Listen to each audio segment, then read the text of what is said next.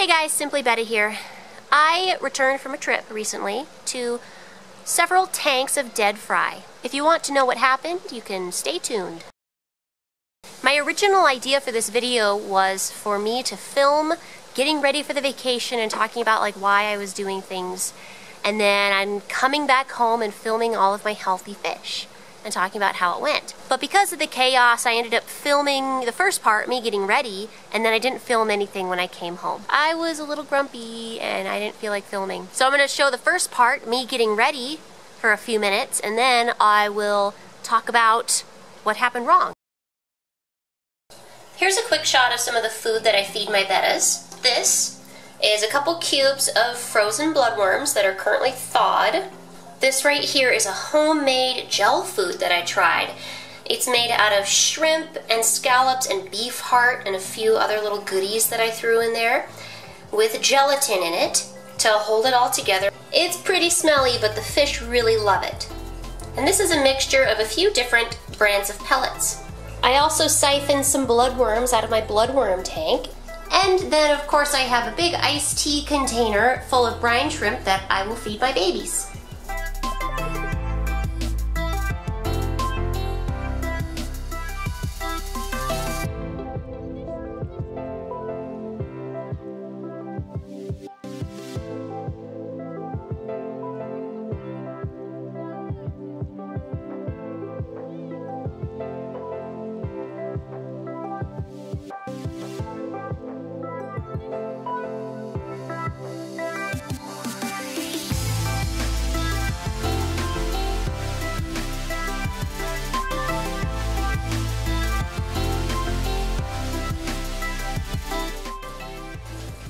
Here's a shaky handheld shot of me feeding my little fry.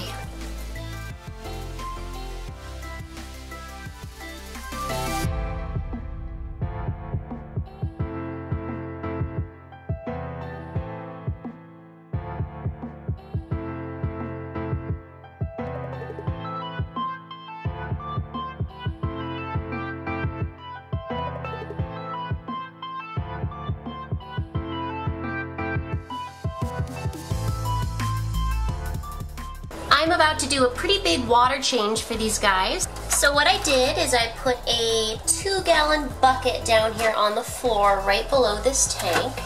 I use a just regular air hose. It's a little bit stained from some methylene blue I used a long time ago.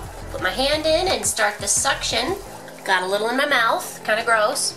And now what I do with my hand, I go and I remove some of the bigger, more obvious chunks of mulm down here and waste. I'm looking for waste, fish poo, dead snails, any kind of fry who might have died. I'm just trying to keep an eye out on what's going on in the tank. I need to be pretty careful not to suck up any little fish. And if a fish got sucked up, they'd probably be fine. I'd have to fish them out of the bucket.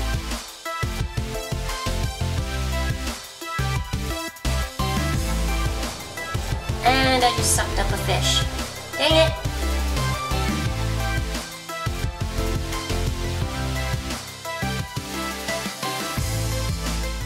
Now what I'll do is, I feel like I've taken a good amount of mulm out, I'm happy with it. I'm going to take the end of my air hose, pinch it and pull it out just for a second. I stuck an, what do you call those, air stone onto it. So now the suction is still happening, just at a much slower rate.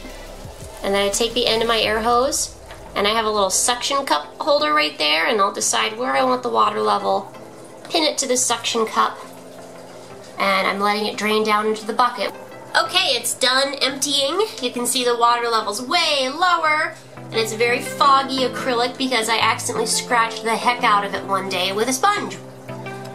So now I will fill it back up.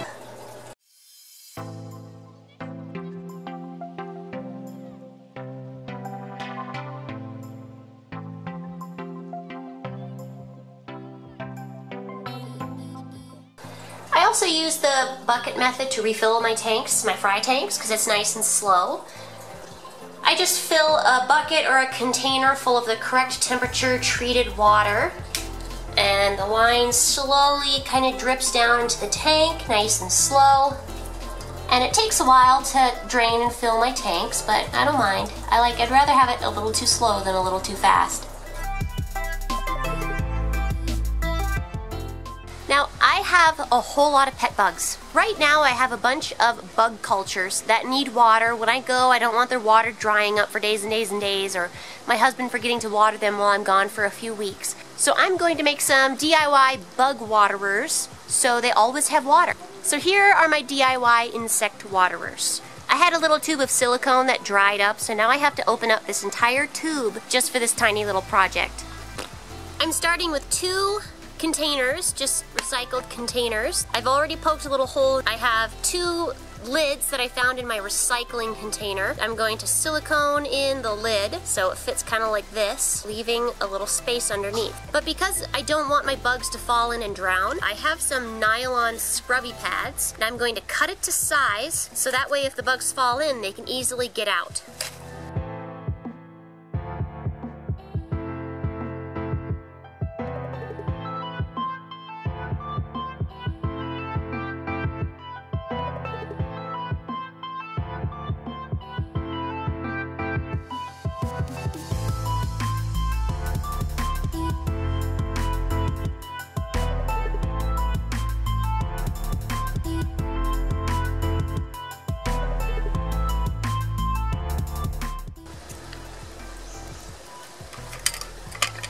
Feels silly, and I forgot to hit record again, and I did it. All I did was I put a dab of silicone on each side of the cap, not fully encircling it. That would be bad, that would block the water. At the bottom of the cap is where I would like the water level to be. Silicone smells terrible. So I'm leaving them outside to cure, however long that will take. This is my grindal worm culture. Because it's in such a small container, this can dry out really fast. I am going to give them a bigger container. Larger volume means this will dry out slower. This is a bowl full of peat. Some people use cocoa fiber, some people use garden potting soil, but I am using peat. This is a jar of tank water from my big community tank. Mixy, mixy, mixy, mix. It's nice and wet, but I can still form a ball in my hand of it. I think that's a pretty good consistency. I'll fill up the new bigger container with this stuff. Okay, it's probably really hard to pick up in this lighting, but there are a ton of really yummy little white grindal worms in here. Dump that upside down. There we go. Okay, this will be okay for my whole trip now. So I will feed these guys and then put the lid on and call this done. Okay, check it out. Now bugs can't fall in and drown, like my dubia roaches. So then if I fill this up with water and I screw the lid on, okay, I hope that works. There it is, water for my bugs. This is my box of dubia roaches. Where are you guys? They're in here, they're just hiding. You'll have to take my word for it. I'll put that next to their food. My dubias are now ready for me to go on vacation. It looks like this one might be working all right too. This is my superworm breeding colony. I have maybe 6 beetles right now. It's just getting started. Then I have 6 or 7 more pupa right there. They're chowing down on some apple. Now these guys should be just fine while I'm gone. Now I'm moving on to my microworm culture. I'm going to give them a new substrate. So what I did was I made a little tiny batch of oatmeal in the bottom of this container, putting a sprinkle of yeast in, maybe 2 sprinkles. Now I'm taking my old culture, which definitely does not smell good, but I didn't want to leave it for another 3 weeks because it's totally crashing. And I'm going to spoon up some of the old disgusting oatmeal and put it into the good stuff. Mix that in just a little, very nice. Put the lid on, it has some air holes in it. And these guys will get stored in the fridge. Microworm cultures are so easy, it's ridiculous.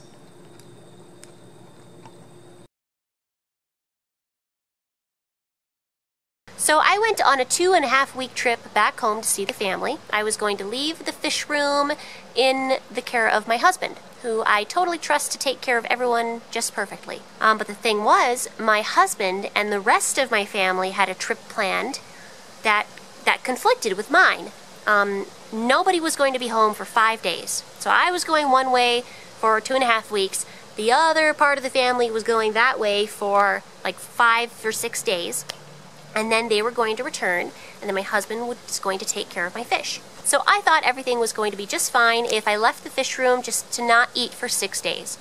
And on purpose, I fattened everybody up, and I took really good care of them a few weeks before I left, so they'd be a little bit extra fat, so they'd be just fine when I left. So everything was planned perfectly, right? Nothing could go wrong, right?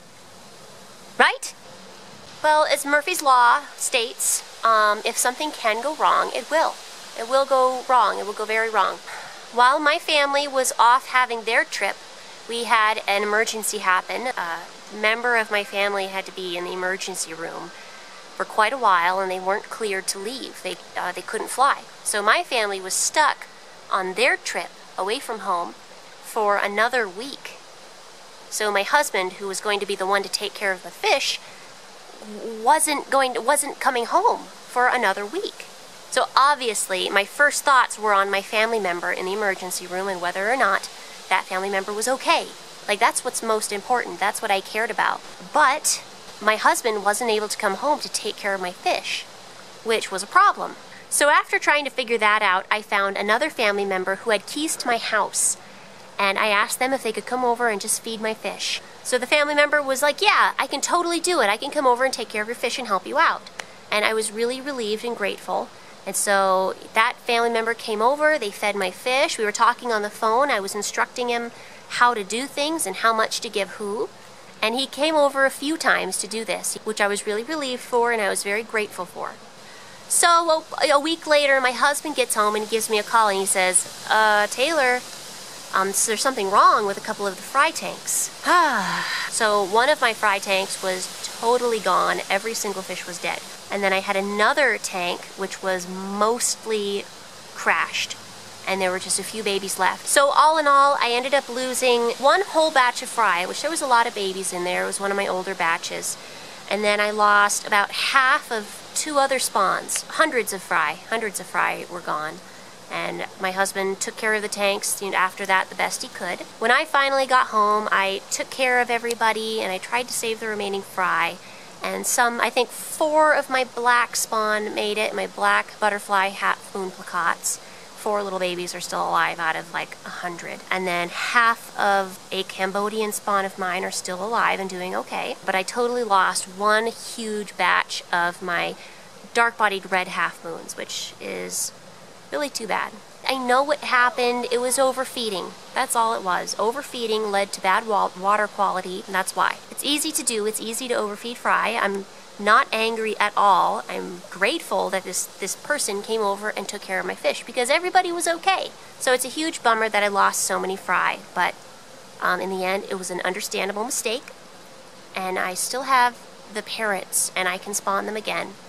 And even though it's sad that so many babies are gone, I'm just relieved that my family member is okay, the one who was stuck a very long ways away in the emergency room for something very serious. And yeah, I'm just grateful that that other person was able to come over and take care of all my fish because he did a pretty good job. Everybody else is okay.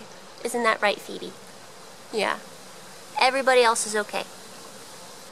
Lesson learned. I should always have a backup pet sitter who knows what they're doing.